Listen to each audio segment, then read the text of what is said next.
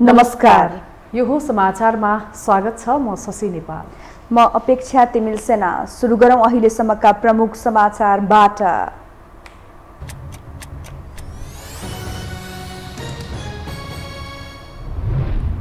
एमालेको 10औं महाधिवेशनको भव्य उद्घाटन। विभिन्न दलका शीर्ष नेताहरूले दिए शुभकामना।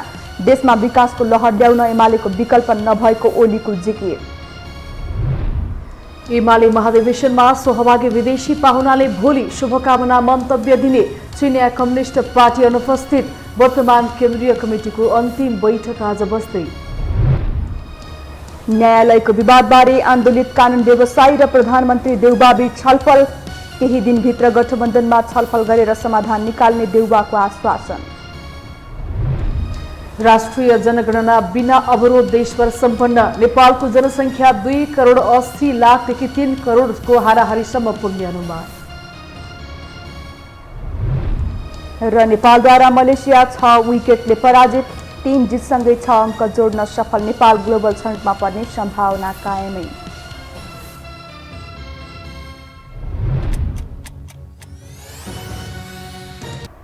अब समाचार विस्तारमा। नेकपा एमालेका अध्यक्ष केपी शर्मा ओलीले देशको सार्वभौमिकताको रक्षाका लागि आगामी निर्वाचनमा एमालेले एकल बहुमत ल्याउनुपर्ने बताउनु भएको छ। आज चितवनमा आयोजित नेकपा एमालेको 10औं राष्ट्रिय महाधिवेशनको उद्घाटन समारोहलाई सम्बोधन गर्दै अध्यक्ष ओलीले आगामी तिनै तहको चुनावमा नेकपा एमालेले एकल बहुमत ल्याउनुपर्ने बताउनु भएको हो।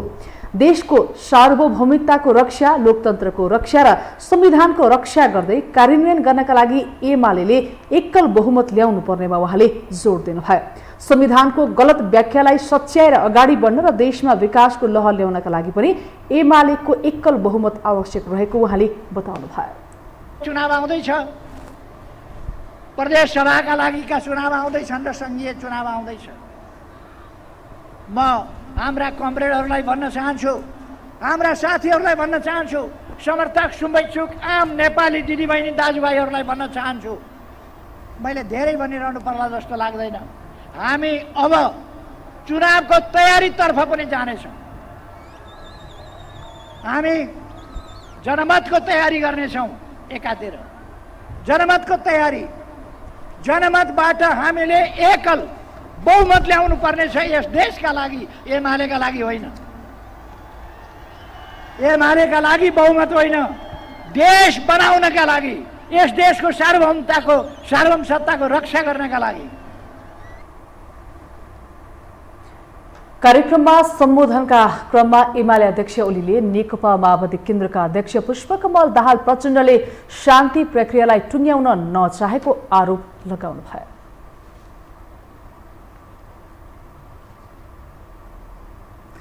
नेकपा एमालेको 10औं राष्ट्रिय महाधिवेशनमा विभिन्न दलका नेताहरूले भौतिक रूपमा उपस्थित रहेर शुभकामना दिएका छन्। नारायणगढ स्थित नारायणी नदी किनारमा पार्टीका अध्यक्ष केपी शर्मा ओलीले उद्घाटन गरेको महाधिवेशनमा प्रधानमन्त्री शेरबहादुर देउबा लगायत विभिन्न दलका शीर्ष नेताहरू सहभागी थिए। शुभकामना मन्तव्यमा कुन दलका नेताले के भने त, एक रिपोर्ट। महाधिवेशनको उद्घाटन समारोहमा शुभकामना मन्तव्य दिँदै राप्रपा अध्यक्ष कमल थापाले महत्वपूर्ण 2 कामका लागि मुलुकले केपी शर्मा ओली र नेकपा एमालेलाई जनताले स्मरण गरिरहने बताए। थापाले सीके राउतको पृथकतावादी आन्दोलन र विप्लवको सशस्त्र आन्दोलनलाई शान्तिपूर्ण अवतरण गराउनु ओली र एमालेको पहिलो सफलता भएको बताए। त्यस्तै लिम्पिया धुरा सहितको चुच्चे नक्सालाई संविधानको अङ्ग बनाउने काम अर्को महत्वपूर्ण र स्मरणीय योगदान भएको बताए। धेरै विवादका बावजुद, धेरै विरोधाभास र असफलताका बावजुद 2वटा प्रमुख कामका निमित्त केपी ओली र तपाईहरूको पार्टीलाई यो देशले सधैँ सम्झिराख्नेछ। पहिलो काम, मधेसमा देखा परेको पृथकतावादी आन्दोलन र विप्लव माओवादीलाई शान्तिपूर्ण राजनीतिक मूलधारमा ल्याउने काममा तपाईहरुले महत्त्वपूर्ण योगदान पुर्याउनु भएको छ। र सबैभन्दा महत्त्वपूर्ण कुरा केपी ओलीकै नेतृत्वमा लिम्पिया धुरा समेटेर नेपालले आफ्नो सीमाको रक्षाको निमित्त प्रतिबद्धता व्यक्त गरेको छ। उनले 2063 सालको राजनीतिक परिवर्तनबारे एमालेले समीक्षा गर्नुपर्ने सुझाव पनि दिए। त्यसैगरी लोकतान्त्रिक समाजवादी पार्टी नेपालका अध्यक्ष महन्त ठाकुरले मधेस आन्दोलनसँग जोडिएका माग पूरा गराउन अधिकतम प्रयास गरेकोमा एमाले अध्यक्ष एवं पूर्व प्रधानमन्त्री केपी शर्मा ओलीलाई धन्यवाद दिए। उहाँको सद्भावले गर्दा हाम्रा जो साथीहरूमाथि 1200 साथीहरूमाथि मुद्दा थियो 292, त्यसमध्ये चाहिँ 139 जना मुक्त भए र अहिले पनि हाम्रा सांसदहरू जेलमा छन्। हाम्रा चाहिँ सांसदहरू प्रदेश सभाका सांसदहरू विभिन्न किसिमका मुद्दामा चाहिँ तारिख बोकिराखेका छन्। त्यस सम्बन्धमा चाहिँ कार्य पूरा हुन सकेको छैन।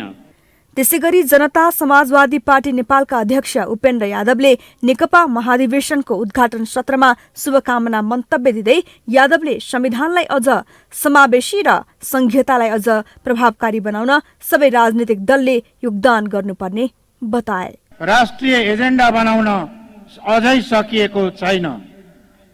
लोकतान्त्रिक संस्थाहरू र राज्यका महत्त्वपूर्ण निकायहरू निष्क्रिय र निष्प्रभावी हुन थालेका छन्। यसलाई सक्रिय प्रभावकारी बनाउन अब ढिलो गर्नु हुँदैन। यी सबै कमी कमजोरी हटाएर संघीयता, लोकतन्त्र र समावेशितालाई आम जनताको हितमा सफल तुल्याउनु परेको छ। एमाले महाधिवेशनमा नेकपा माओवादी केन्द्रका अध्यक्ष पुष्पकमल दाहाल प्रचण्ड भने उपस्थित भएनन्।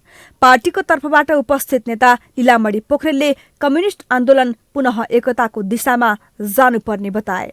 एकता, संघर्ष र सहकार्य, संस्कृतिको साझा प्रयास सबैको रहने हो भने मुलुकले नयाँ कोल्टे फेर्न सक्छ। समाजवादी क्रान्तिले नयाँ दिशा पक्रन सक्छ। जतिसुकै मतभेद र तिक्तता भए पनि राष्ट्र निर्माणका निम्ति सहमति, सहकार्य आवश्यक छ। त्यसैले राष्ट्रिय स्वाधीनता र विकासमा विमति हुनु हुँदैन। कम्युनिस्ट आन्दोलन विचारको केन्द्रीकरणको समस्या छ, सिद्धान्तको रक्षाको समस्या छ, विचार र व्यवहारका बीचको सन्तुलनको समस्या छ। जडसूत्र र व्यवहारवाद दुवै समस्या हुन्। मार्क्सवादको सृजनात्मक प्रयोग आजको आवश्यकता हो।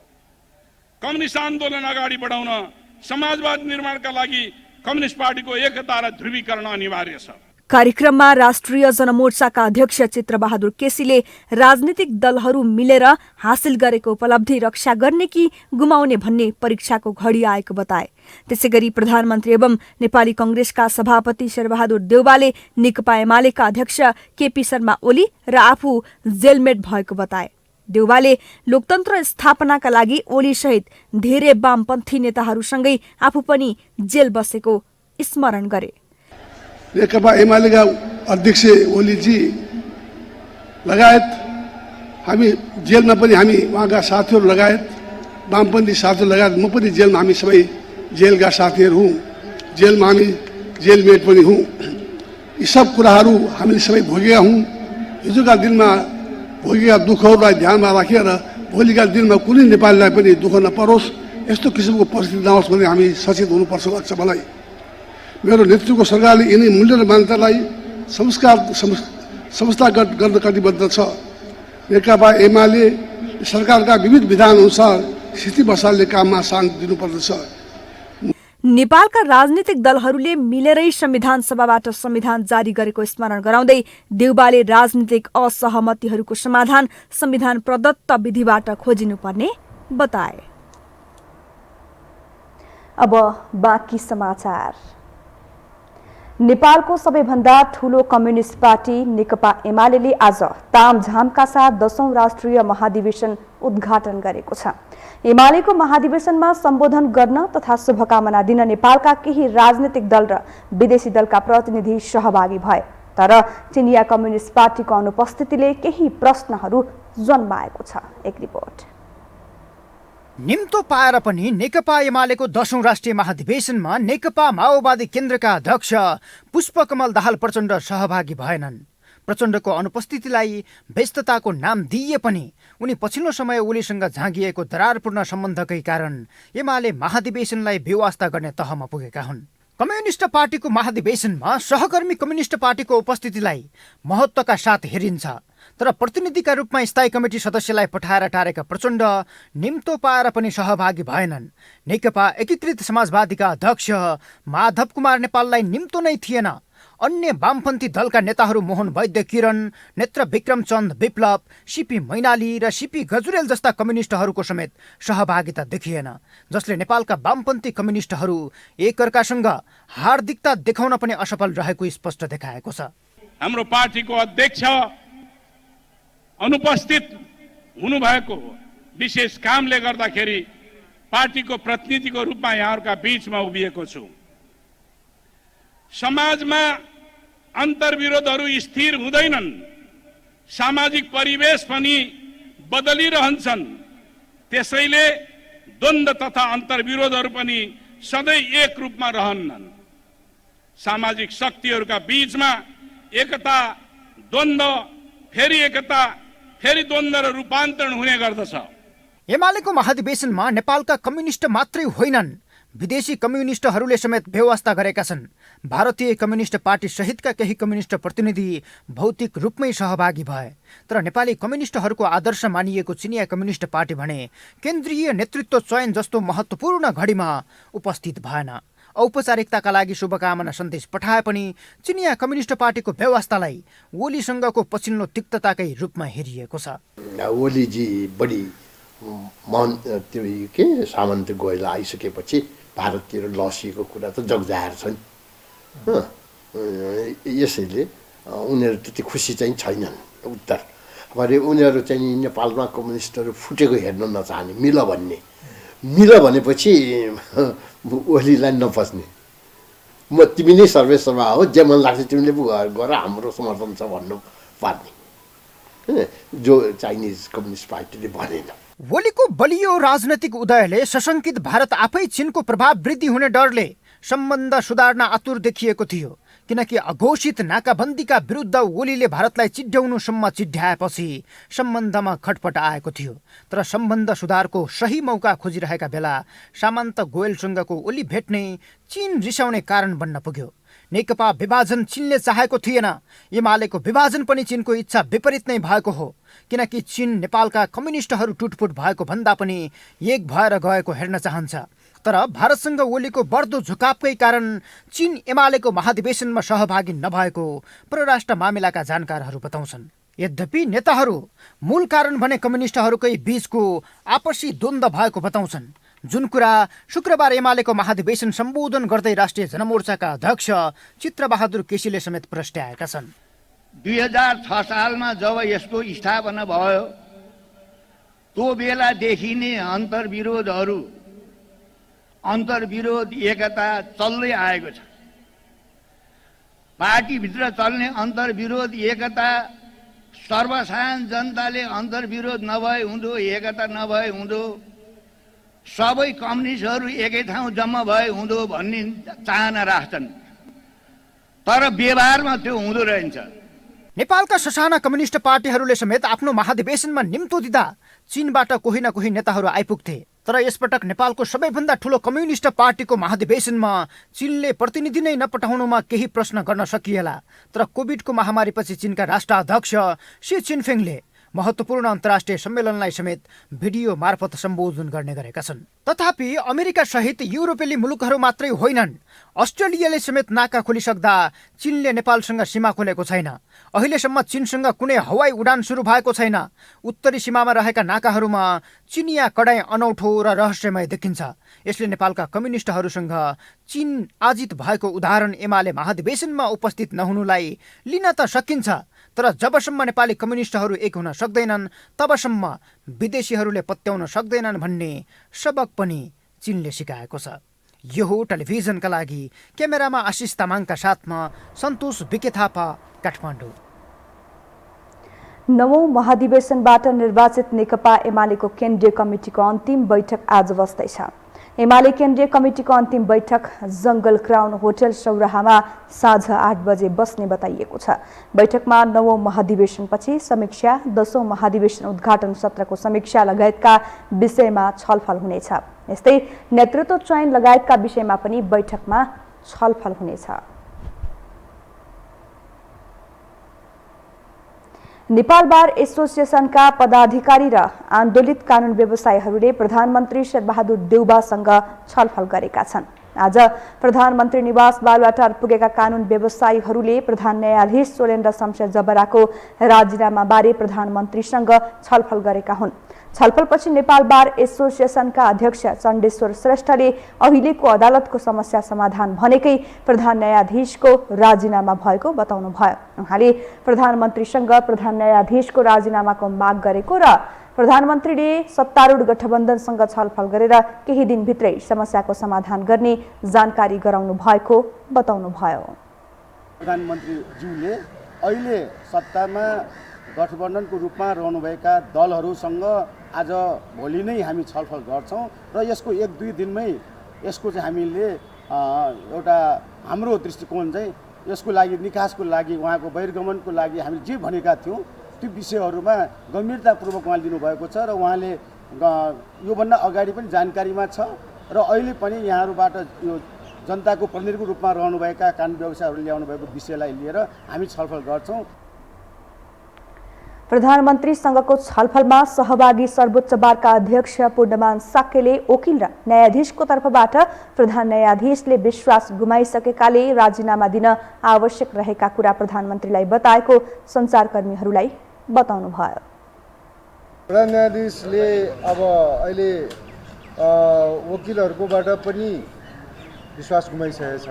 उहाँहरू कोही पनि अब उहाँको बेन्चमा गएर बहस गर्नलाई तयार छैनन् र अरू न्यायाधीशहरू पनि उहाँसँगै बसेर न्याय सम्पादन गर्न तयार छैनन् र उहाँले गर्ने न्याय सम्पादनप्रति कुनै किसिमको विश्वसनीयता र वैधता नहुने हुनाले उहाँलाई अहिले जहाँ हुनुहुन्छ घरमा त्यहीँबाट उहाँलाई चाहिँ बहिर्गमनको बाटोतिर चाहिँ उहाँलाई चाहिँ जानलाई चाहिँ अनुरोध गर्नुहोस्। नेपाल बार एसोसिएसनले भने प्रधान न्यायाधीश जबराले राजीनामा नदिएसम्म आन्दोलन नरोक्ने चेतावनी दिएको छ। हामीसँग समाचार बाँकी नै छन्, अहिलेलाई विश्राम। स्वागत छ। अब बाँकी समाचार। नेपाली कांग्रेसको 14औं महाधिवेशनका लागि 2 वा सोभन्दा बढी निर्वाचन क्षेत्र रहेका जिल्लामा आजबाट जिल्ला अधिवेशन सुरु भएको छ। उपत्यका सहित केही जिल्लामा भने अधिवेशन केही दिनपछि धकिलिएको छ। अन्य अधिवेशन सरह जिल्ला अधिवेशनमा आफ्नो पक्षलाई विजयी गराउन केन्द्रीय नेताहरू सक्रिय छन्। एक रिपोर्ट।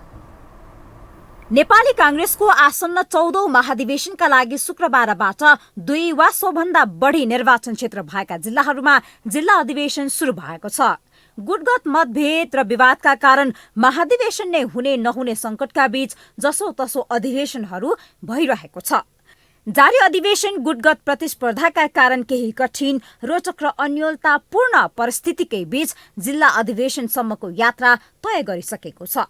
स्थानीय तहदेखि नै संस्थापन पक्ष र संस्थापन इतर पक्ष जित आफ्नो पोल्टामा पार्न सक्रिय छन्। सबैभन्दा धेरै निर्वाचन क्षेत्र र धेरै क्रियाशील सदस्यता रहेको काठमाडौँ र उपत्यकाको अधिवेशन महत्वपूर्ण मानिन्छ। कांग्रेस काठमाडौँ जिल्ला सभापतिमा संस्थापन पक्ष अन्तर्गत सभापति शेरबहादुर देउबा पक्ष र कृष्ण प्रसाद सिटौला पक्ष समीकरण सहित उपेन्द्र कार्कीलाई सहयोग गरिरहेका छन्। विगतमा जिल्ला सभापतिको जिम्मेवारी सम्हालिसकेका केन्द्रीय नेता भीमसेन दास प्रधान कार्कीलाई जिताउन लागि परेका छन्। बागमती प्रदेश सभापति दावी गरिरहेका भीमसेन दास प्रधान आफू बलियो बन्नकै लागि पनि सक्रियता बढेको छ। कसैले तपाईँ दाम देला, कसैले भय देला, कसैले दण्डको थ्रेट गर्ला, तर त्यो गोप्य मतदान भनेकै ती सबै कुरा मुक्त हुनलाई दिएको गोप्य मतदान हो। त्यसको विकल्पमा अहिले हामीले हाम्रा सभापतिका उम्मेदवार उपेन्द्र छानेछौँ र सबैको साझा सहमति गर्ने कुरा हामी आफ्नो विपक्षीलाई खुइलाएरै भए पनि जित आफ्नो पक्षमा पार्न नेताहरू केन्द्रीय नेताहरूसँग हारगुहार गरिरहेका छन्। गुटगत राजनीतिको अन्त्य गर्दै पार्टी संगठनको उज्जवल भविष्यका लागि उम्मेदवारी घोषणा गरेको दावी गर्दै आएका छन्। तपाईहरुले पटक पटक देखेका छौं प्रत्यक्ष इकाइ सभापतिहरूसँग समन्वय गरेर त्यहाँ गएर संगठन निर्माणका कामहरू गर्ने र एउटा क्षेत्र जिल्ला एउटा इकाइ नगर र चाहिँ इकाइ वडा इकाइहरु बीचको जुन समन्वय एउटा तालमेल थियो त्यो कुरालाई बिथुल्ने काममा पटक पटक लाग्ने यो अनुभव हामीले गरेका छौं। मभन्दा अलिकति फरक विचार समूहबाट प्रतिनिधित्व गर्ने साथीहरू बढी हुनुहुन्छ, त्यसैले मैले उहाँलाई माइनस गर्नुपर्छ। उहाँलाई कुनै कुरामा मैले सहभागी गराउनु न भूमिका दिनु न भन्ने खालले उहाँले चाहिँ धेरैवटा त्यस्ता खालका कार्यक्रमहरू गरिरहनु भएको। अहिले पनि वर्तमान जिल्ला सभापतिको राम्रो ध्यान देखेर भने खालि निषेधको राजनीतिलाई चाहिँ एउटा प्रबन्धन गरेको हामीले अनुभव गर्यौँ। हालका जिल्ला सभापति सबुज कृष्ण बानियालाई पुनः जिल्ला सभापति बनाउने दौडधुपमा पनि प्रकाशमान सिंह लगायतका केन्द्रीय नेताहरू नै सक्रिय छन्। केन्द्रीय नेताले यसरी नेतृत्व चयनमा हस्तक्षेप उचित नभएको उनको तर्क छ। पार्टीभित्रको नेतृत्व चयन व्यक्तिको दक्षता, क्षमता र पार्टी संगठनप्रति उसको योगदानलाई हेरेर नेतृत्व चयन गर्नुपर्ने उनको भनाइ छ। मैले कहिले पनि गुटगत रूपमा ल्याएको छैन कि सामूहिक रूपको चाहनाको आधारमा नेतृत्व चयन हुनुपर्छ र आफ्नो क्षमता र दक्षताका आधारमा आफ्नो क्रियाशीलताका आधारमा यो पार्टीलाई चाहिँ एउटा विधिगत रूपमा संस्थागत रूपमा जनताका लोकप्रिय बनाएर ल्याएर जनमतलाई चाहिँ एउटा लिन सक्ने किसिमको क्षमता भएको संगठन बनाउनुपर्छ भन्ने मेरो। काठमाडौँ जिल्ला एक उदाहरण मात्र हो। सबै तहमा कांग्रेसको चुनावी माहौल यस्तै छ। यसरी नै अगाडि बढिरहेको छ। आफ्नो पार्टी बलियो बनाउने भन्दा पनि कसरी आफ्नो गुट बलियो बनाउने प्रमुख प्राथमिकता नेताहरूको छ। केन्द्रीय नेताहरू आफ्नो साख जोगाउनका खातिर र पदका लागि सहज वातावरण निर्माण गराउनकै लागि भए पनि गुटगत विजयका लागि सक्रिय छन्। आगामी मंसिर 24 देखि 26 गतेसम्म केन्द्रीय महाधिवेशन गर्ने कार्यतालिका रहेको छ। पूर्व निर्धारित कार्यतालिका अनुसार मंसिर 16 र 17 गते 7 प्रदेशको अधिवेशन गर्ने कार्यतालिका छ। त्योभन्दा अगावै जिल्लाहरूको अधिवेशन सम्पन्न भइसक्नु पर्नेछ। अधिवेशन तालिका अनुसार बाँकी 41 जिल्लामा शुक्रबारदेखि जिल्ला अधिवेशन सुरु हुनुपर्ने भए पनि उपत्यकाको काठमाडौँ, ललितपुर र भक्तपुर सहित केही अन्य जिल्लामा भने आन्तरिक तयारी नपुगेका कारण अधिवेशन मिति केही दिन पछि धकेलिएको छ। यो हो टेलिभिजनका लागि क्यामेरामा निशान्त तामाङका साथमा निम्लेकी शेर्पा, काठमाडौँ। राष्ट्रिय जनगणना 2078 कुनै पनि प्रकारको अवरोध बिना सम्पन्न भएको केन्द्रीय तथ्याङ्क विभागले जनाएको छ। केन्द्रीय तथ्याङ्क विभागले आज पत्रकार सम्मेलन गर्दै कार्तिक 25 गतेदेखि मक्सिर 9 गतेसम्म भएको राष्ट्रिय जनगणना 2078 बिना कुनै अवरोध सम्पन्न भएको बताएको हो। राष्ट्रिय जनगणनाको सम्बन्धमा केही आशंकाहरू सामाजिक सञ्जालमा उब्जिएको भए पनि विभागले सम्बन्धित पक्षहरूसँग छलफल गरी जनगणना कार्यलाई अगाडि बढाएको केन्द्रीय तथ्याङ्क विभागका महानिर्देशक रविलाल श्रेष्ठले बताउनुभयो। महानिर्देशक श्रेष्ठले नेपालको जनसङ्ख्या 2,80,00,000 देखि 3 करोडको हाराहारीमा पुग्ने अनुमान गरिएको बताउनु भयो। जनगणना गरिसकेपछि थाहा हुन्छ यसको नतिजा आइसकेपछि नेपालको जनसङ्ख्या कति रह्यो भन्ने। तर हाम्रो अहिले पनि अनुमान चाहिँ नि 2,80,00,000 3 करोडको हाराहारीमा पुग्छ जस्तो लाग्छ। र यो बिचको दौरानमा के भयो भन्दाखेरि हाम्रो फर्टिलिटी रेटहरू निकै घटेको अवस्था अहिले छ। हालसालै हामीले त नेपाल बहुसूचक सर्वेक्षण पनि सम्पन्न गऱ्यौँ राष्ट्रिय स्तरको। त्यसबाट पनि के देखायो भन्दाखेरि नेपालको टोटल फर्टिलिटी रेट चाहिँ बिलो दि रिप्लेसमेन्ट लेभल 2 मात्र आएको अवस्था छ। त्यो भनेको के हो भन्दाखेरि 10 जना महिलाले आफ्नो child bearing age 15 to 49 complete गरिसकेपछि 10 जना महिलाले 20 जना मात्र बच्चा जन्माउँदो रहेछ।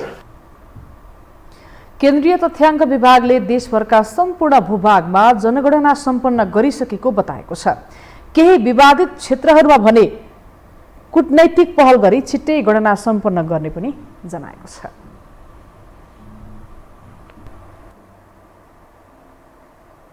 अब बाँकी समाचार। कोरोना संक्रमणबाट बच्ने मुख्य उपाय नै खोपलाई मानिएको छ। सरकारले खोप अभियानलाई निरन्तरता दिइरहेको छ। यता प्रधानमन्त्री शेरबहादुर देउबाको जनतालाई योजना अनुसार खोप उपलब्ध गराएको दाबी छ।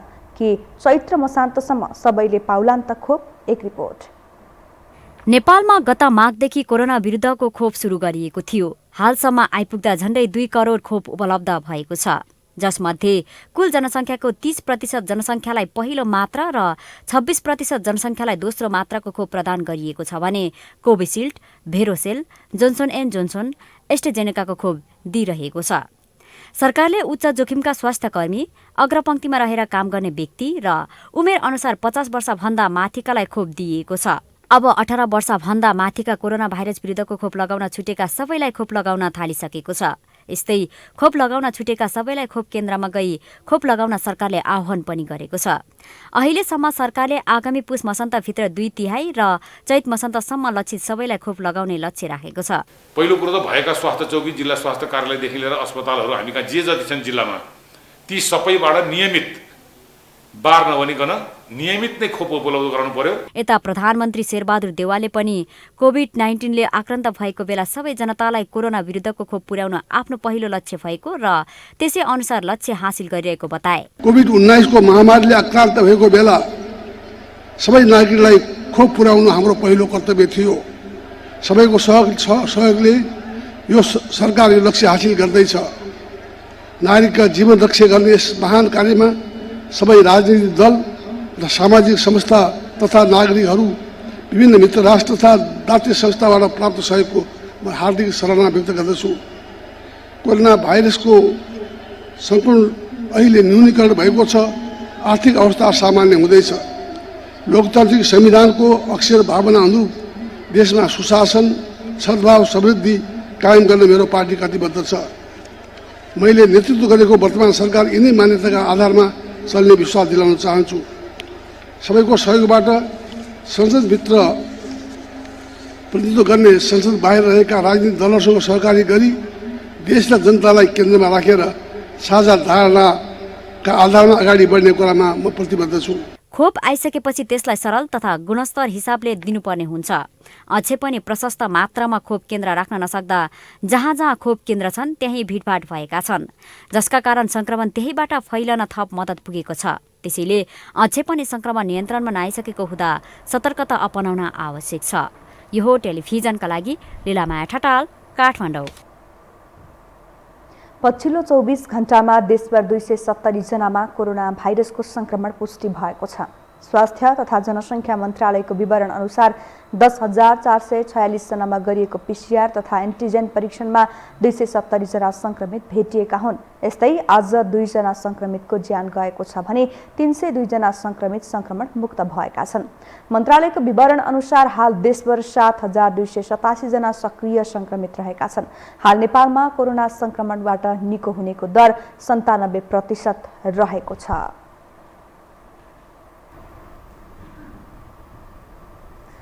अब पालो आर्थिक समाचारको।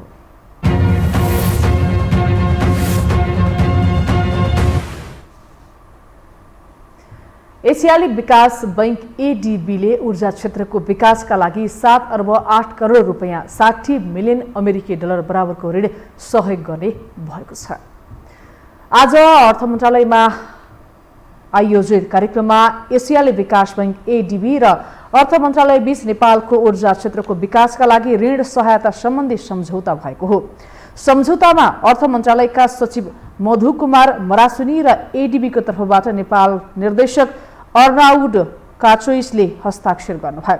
सम्झौतापछि अर्थ मन्त्रालयका सचिव मधु कुमार मरासुनीले नेपालको जलविद्युतको क्षेत्रमा एसियाली विकास बैंकले ठूलो लगानी गर्दै आएको बताउनुभयो। मिलियन डलरको प्रोजेक्ट हामीसँग छ। यसमा चाहिँ थप एरियामा सुविधा र सेवा विस्तार गर्नुपर्ने भएको हो र थप आधुनिकीकरण गर्नुपर्ने भएको कारणले गर्दाखेरि यो एडिसनल फाइनेन्सिङ हामीले लिएको हो। त्यस्तै नेपाल विद्युत प्राधिकरणका कार्यकारी निर्देशक कुलमान घिसिङले प्राधिकरणले मुलुकभर विद्युतीय लाइन विस्तार गर्दै आएको अवस्थामा एडीबीले विद्युत ग्रिड आधुनिक परियोजनाको लागि गरेको सहयोग महत्त्वपूर्ण भएको बताउनु भयो। Underground transmission line that will enhance the reliability of the system and it will also increase the demand of that number. And this ERP system and RMS system will definitely digitize ENGO and it will increase the performance. एडीबीले उपलब्ध गराउने ऋण सहायताको रकम विद्युत प्राधिकरण मार्फत विद्युत grid परियोजना कार्यान्वयनका लागि खर्च गरिने भएको छ।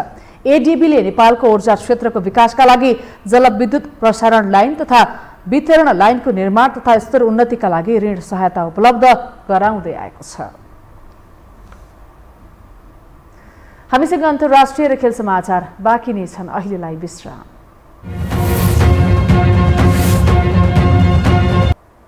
विश्रामपछि स्वागत छ। अब अन्तर्राष्ट्रिय समाचार।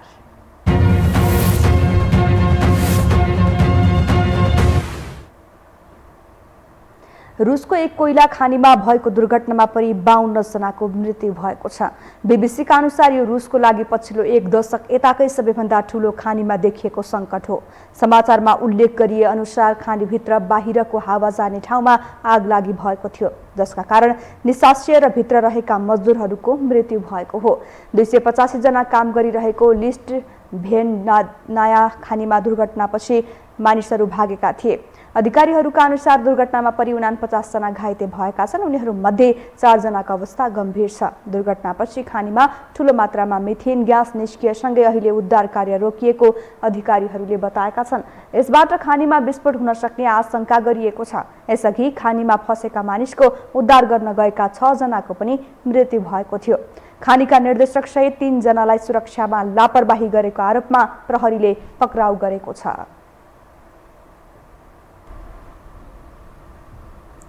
अब पालो खेल समाचारको।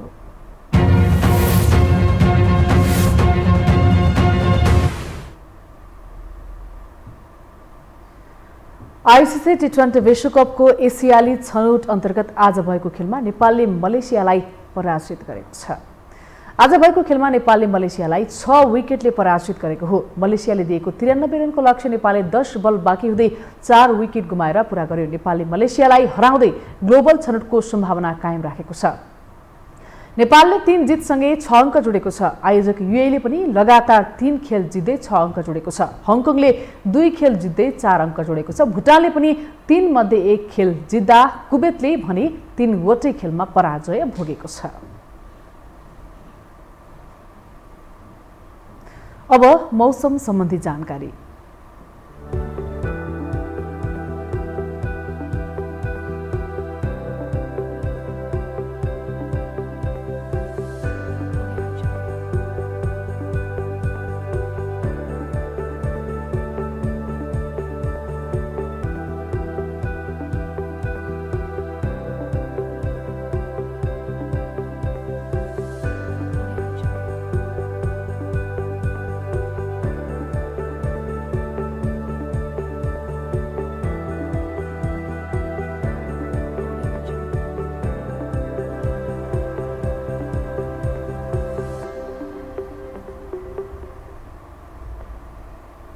खेल समाचारसँगै हामी यो समाचारको अन्त्यमा आइपुगेका छौँ। बिदा हुनु अघि प्रमुख समाचार पुनः एकपटक।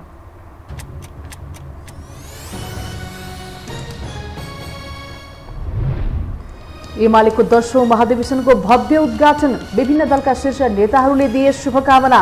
देशमा विकासको लहर ल्याउन एमालेको विकल्प नभएको ओलीको जिकिर। एमाले महाधिवेशनमा सहभागी विदेशी पाहुनाले भोलि शुभकामना मन्तव्य दिने। चिनिया कम्युनिस्ट पार्टी अनुपस्थित। वर्तमान केन्द्रीय कमिटीको अन्तिम बैठक आज बस्दै। न्यायालयको विवादबारे आन्दोलित कानुन व्यवसायी र प्रधानमन्त्री देउवाबीच छलफल। केही दिनभित्र गठबन्धनमा छलफल गरेर समाधान निकाल्ने देउवाको आश्वासन। राष्ट्रिय जनगणना बिना अवरोध देशभर सम्पन्न। नेपालको जनसङ्ख्या 2,80,00,000 देखि 3 करोडको हाराहारीसम्म पुग्ने अनुमान। र नेपालद्वारा मलेसिया 6 विकेटले पराजित। 3 जितसँगै 6 अङ्क जोड्न सफल नेपाल ग्लोबल छनौटमा पर्ने सम्भावना कायमै।